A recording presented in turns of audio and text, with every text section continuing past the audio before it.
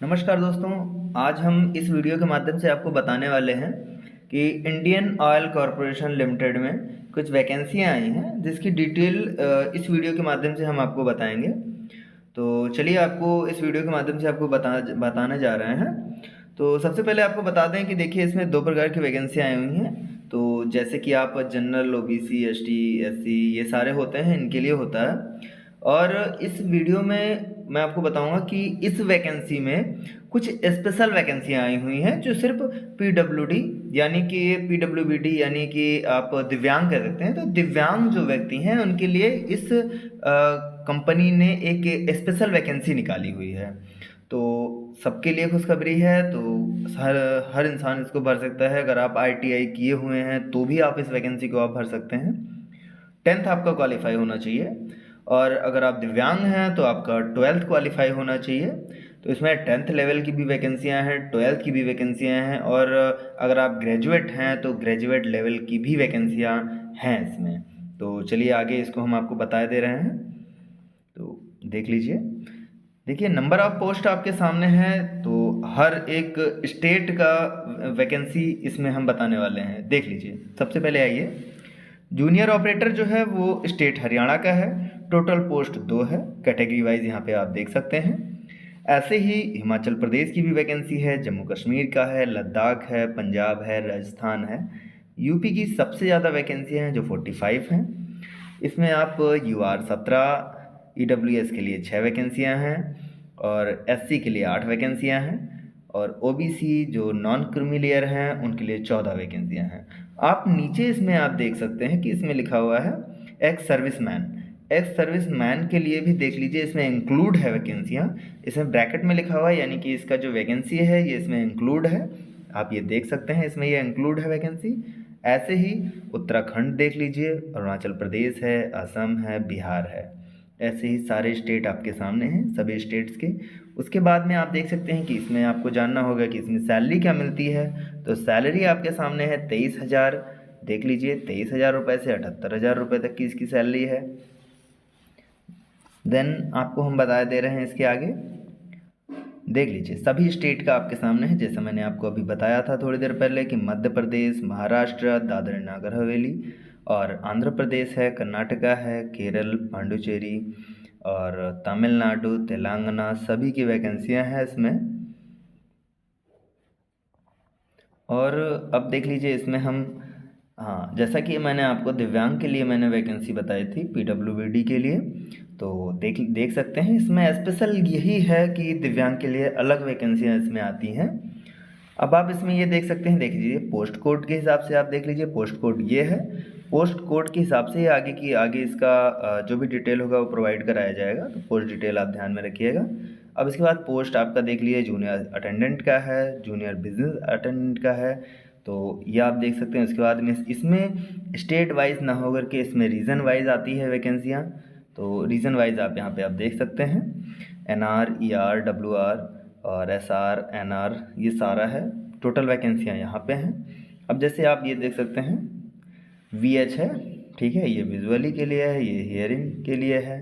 तो ऐसे सारी वैकेंसियाँ आपके सामने हैं। इसके बाद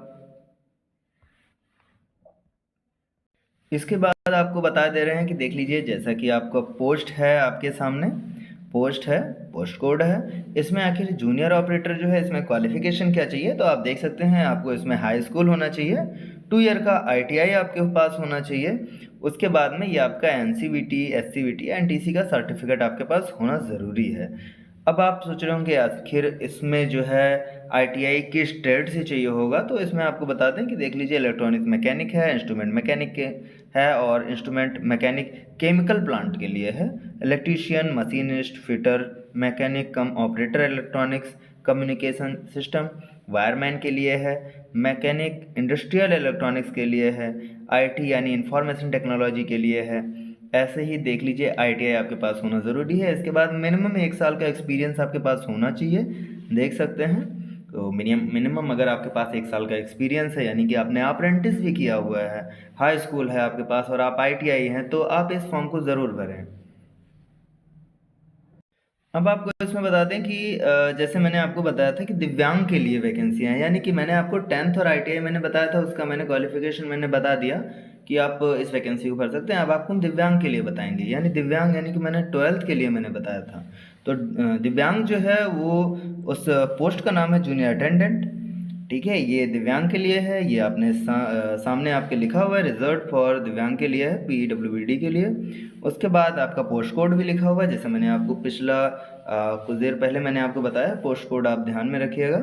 तो 201 से 204 जो है वो आप देख सकते हैं यहाँ पे। आपका 12th होना चाहिए। 12th में मिनिमम आपके 40% आपके मार्क्स होने चाहिए। आपके पास दिव्यांग का सर्टिफिकेट होना चाहिए। दिव्यांग कैंडिडेट हो तो आप इस फॉर्म को आप भर सकते हो, जूनियर अटेंडेंट ग्रेड फर्स्ट का। इसमें सैलरी भी काफ़ी अच्छी होती है, और आपके पास इसमें वर्क एक्सपीरियंस आपका मैंडेटरी नहीं है। तो अगर आप दिव्यांग हैं तो इस पोस्ट के लिए आप अप्लाई ज़रूर करें। इसके बाद आपको मैंने ग्रेजुएशन लेवल के लिए बताया था, तो ग्रेजुएशन लेवल के लिए भी हम आपको बता दे रहे हैं। तो आप ग्रेजुएशन का देख सकते हैं, आप junior business assistant grade third के लिए है। ये भी दिव्यांग के लिए है। अगर आप दिव्यांग हैं और आप ग्रेजुएट हैं तो आप इस फॉर्म को ज़रूर भरें। आपका पोस्ट कोड जो होगा वो 205 से 208 होगा। ग्रेजुएशन होना चाहिए, मिनिमम 45% आपका होना चाहिए।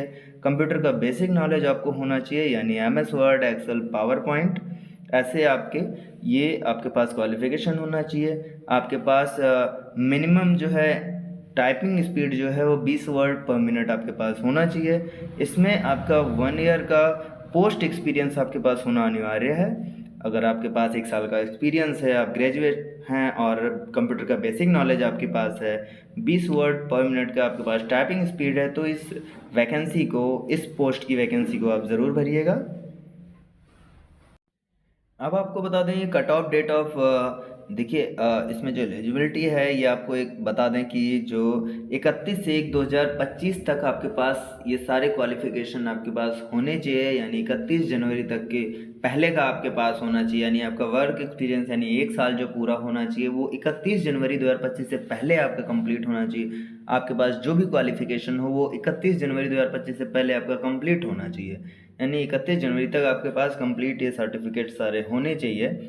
इसके बाद अब आपको बता दें कि रिजर्वेशन सिस्टम जो होता है, रिजर्वेशन सिस्टम आप देख सकते हैं SC ST OBC NCL, OBC में ही NCL होता है। उसके बाद आप दिव्यांग हैं, एक्स सर्विसमैन है, AWS की कैटेगरी में आते हैं, तो भी आपके पास ये सारे सर्टिफिकेट आपके पास होने चाहिए। SC ST OBC यानी आपके पास जाति प्रमाण पत्र जो है वो आपके पास होना चाहिए। अगर आप PWD अगर आप हैं, दिव्यांग हैं, तो आपके पास दिव्यांग का सर्टिफिकेट आपके पास होना चाहिए, तभी आप इस फॉर्म को आप भर सकते हैं। अब आपको बता दें कि देखिए मिनिमम एज लिमिट जो आपका है वो 18 से 26 कहा गया है। यानी आप अगर जनरल कैटेगरी में आ रहे हैं तो 31 जनवरी 2025 को आपका 18 साल आपका कंप्लीट होना चाहिए और 26 साल से ज़्यादा नहीं होना चाहिए। अगर आप आरक्षण की श्रेणी में आ रहे हैं, यानी SC ST OBC या दिव्यांग है, एक्स सर्विसमैन है, तो आपके पास आपको कुछ आरक्षण आपको मिलेंगे। जैसे कि आप देख सकते हैं कि अगर आप जनरल हैं, AWS की कैटेगरी में आते हैं तो 3 साल आपके पास। अगर आप एक्स सर्विसमैन हैं और आप जनरल में हैं, AWS की कैटेगरी में आते हैं, तो आपको 3 साल आपको आरक्षण मिलेगा। अगर आप एक्स सर्विसमैन हैं, SC ST की कैटेगरी में आते हैं, तो 8 साल आपको मिलेगा। अगर आप OBC में आते हैं तो आपको 6 साल आपको मिलेगा। ऐसे ही आपको ये क्राइटेरिया आपको फॉलो करना है एज का। इसके बाद आप देख सकते हैं कि कट ऑफ में जो आपका है, देख लीजिए SC ST या दिव्यांग है तो आपको 5% का आरक्षण आपको मिलेगा ही मिलेगा। अगर आप क्वालिफिकेशन में भी आपका देख लीजिए 5% आपको आरक्षण आपको मिल रहा है। और अगर जनरल में हैं और मतलब आप जनरल में तो 18 से 26 मैंने बता ही दिया। SC ST में तो 5 साल का आपको छूट मिलेगा एज में, और 3 साल आपको OBC में मिलेगा, जैसा कि गवर्नमेंट देती है। गवर्नमेंट के रूल के अनुसार जो होता है वो आपको इसमें मिल रहा है। उसके बाद में आप देख लीजिए इसमें एग्जाम्पल में इन्होंने बता रखा है कि करंट में आपका एज जो है वो 34 होगा तो भी आप हो जाएंगे। और अब आ जाइए, आपको देखिए दिव्यांग के लिए एज का जो क्राइटेरिया है वो 10 साल मिनिमम आपको सबको मिलेगा।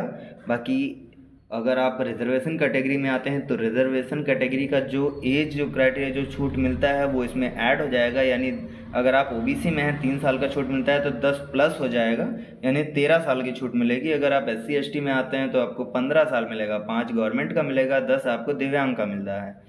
ये आपको दिव्यांग के लिए हो गया।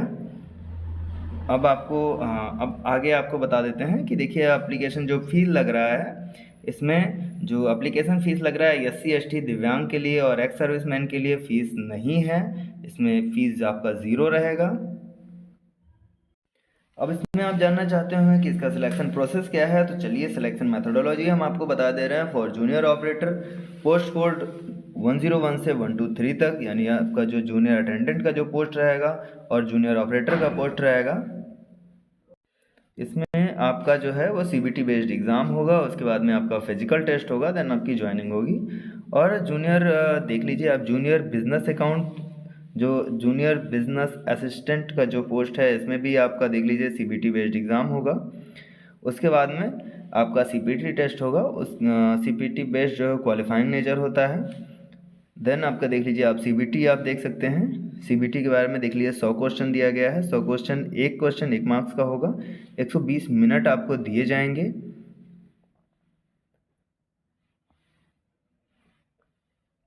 अब आप देख लीजिए कि हाँ आपका सिलेबस क्या होगा। सिलेबस आपको बता दे रहे हैं। फॉर जूनियर ऑपरेटर के लिए, जूनियर ऑपरेटर के लिए जो है सेक्शन ए होगा, वो उसमें आपका प्रोफेशनल नॉलेज होगा और जनरल साइंस होगा, 50 नंबर का होता है। सेक्शन बी जो होगा वो न्यूमेरिकल होगा 20 नंबर का, रीजनिंग होगा 20 नंबर का और जनरल अवेयरनेस 10 नंबर के आपके होंगे।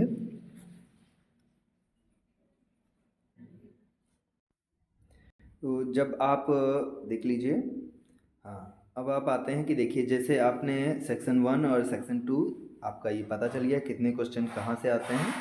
इसके बाद में आप देख सकते हैं यहाँ पे शॉर्ट लिस्टेड होंगे आप SPPT के लिए। इसमें जो जनरल जितने भी कैंडिडेट हैं इनको 35% बहुत सेक्शन से लाने ज़रूरी हैं। उसके बाद में जो कट ऑफ आपका CBT का बनेगा वो 40% का बनेगा। इसमें रिलैक्सेशन जो मिलेगा SC ST और दिव्यांग के लिए मिलेगा करीब 5% का। ऐसे ही अब आप देख सकते हैं जूनियर अटेंडेंट का जो है, जूनियर अटेंडेंट में आप देख सकते हैं न्यूमेरिकल 40 नंबर का होगा, रीजनिंग 40 नंबर का होगा, जनरल अवेयरनेस 20 नंबर का होगा। इसके बाद में आप शॉर्ट लिस्टेड होंगे SPPT के लिए। SPPT के लिए आप जो CBT बेस्ड जो टेस्ट होगा उसमें आपको 35% होना ज़रूरी है। इसके बाद आप आइए फॉर जूनियर बिजनेस असिस्टेंट के लिए, ये भी दिव्यांग के लिए है। इसमें आपका न्यूमेरिकल एबिलिटी 40 नंबर का होना चाहिए, रीजनिंग आपका 30 नंबर का होना चाहिए, जनरल अवेयरनेस आपका 20 नंबर का होगा। उसके बाद बेसिक इंग्लिश लैंग्वेज स्किल ये 10 नंबर का होगा। इसके बाद आप शॉर्ट लिस्टेड होंगे CPT यानी कंप्यूटर प्रोफेशनली टेस्ट के लिए, उसके बाद में आप CBT जो होगा इसमें आप टेस्ट होगा वो 35% आपका होना ज़रूरी है। अब आप बता दें कि इस फॉर्म को भरने समय आपको जो पेमेंट फ़ीस होगा वो जनरल के लिए आपको 300 रुपये आपको देना होगा। जनरल हैं, OBC हैं, जो भी हैं, जनरल OBC के लिए 300 रुपये आपका फ़ीस होगा। SC ST PWD के लिए फ़ीस नहीं है। अगर आप भूतपूर्व सैनिक हैं तो भी इसका फ़ीस आपको नहीं देना है। आप पेमेंट आप डेबिट कार्ड, रुपए, वीज़ा, मास्टर, क्रेडिट कार्ड या IMPS जैसे भी आप चाहें वैसे आप इसमें सारा का सारा फैसिलिटी है। आप किसी भी माध्यम से आप फ़ीस आप जमा कर सकते हैं। इसका आप खास ध्यान रखिएगा कि जब भी आप एग्ज़ाम देने जाएं तो रिपोर्टिंग टाइम से आप लेट ना हो। एग्ज़ाम शुरू होने से कम 2 घंटे पहले आप एग्ज़ाम सेंटर पे आप ज़रूर आप पहुंच जाएं। एग्ज़ाम सेंटर जो है वो संभावित है कि आपके 30 सेंटर आपके बनाए जाएंगे और 30 सेंटर आपके सामने हैं। आप यहाँ पे देख सकते हैं जो आपके नज़दीक में हो वो आप सेलेक्ट कर सकते हैं। तो जो भी आपका नज़दीक में होगा वही आपको दिया जाएगा। बाकी आपके संभावित हैं कि यही 30 जो सिटी हैं, 30 सिटीज़ यही आपको दिए जाएंगे। जैसा कि मैंने आपको पहले ही बता दिया है कि अगर आप आरक्षण की श्रेणी में आते हैं, आपके पास अगर जाति प्रमाण पत्र है या दिव्यांग हैं तो दिव्यांगता का भी आपके पास सर्टिफिकेट होगा, तो वो आप फॉर्म भरते समय आप ज़रूर लगाएं जिससे आपको आरक्षण का लाभ मिल सके। अब आप यहाँ पे एक देख सकते हैं कि date of opening online application का जो डेट है वो 3 फरवरी से स्टार्ट है। लास्ट डेट जो है वो 23 फरवरी को रखा गया है, ज़्यादा टाइम नहीं है, ओनली 20 दिन का टाइम उन्होंने दिया है। जो एडमिट कार्ड है वो संभावित है कि मार्च अप्रैल तक आपका आ जाएगा, और देख देख सकते हैं मार्च तक आपका आ जाएगा, मार्च या अप्रैल में। और जो सीबीटी टेस्ट जो आपका ये अप्रैल में ही होना है, संभावित है कि अप्रैल तक ले लिया जाएगा। इसके बाद में जो रिज़ल्ट है ये भी आपका अप्रैल या मई 2025 तक आपको इसका रिज़ल्ट भी दे दिया जाएगा। जितनी भी ज़रूरी जानकारियाँ थी वो मैंने इस वीडियो के माध्यम से दे दिया है आपको। अब अगर ये वीडियो आपको पसंद आती है तो आप वीडियो को लाइक कर दीजिएगा, चैनल को सब्सक्राइब कर लीजिएगा, जिससे आने वाली जो भी वीडियोज़ हैं वो आप तक बहुत ही आसानी से जल्दी आप तक पहुँच जाए। धन्यवाद।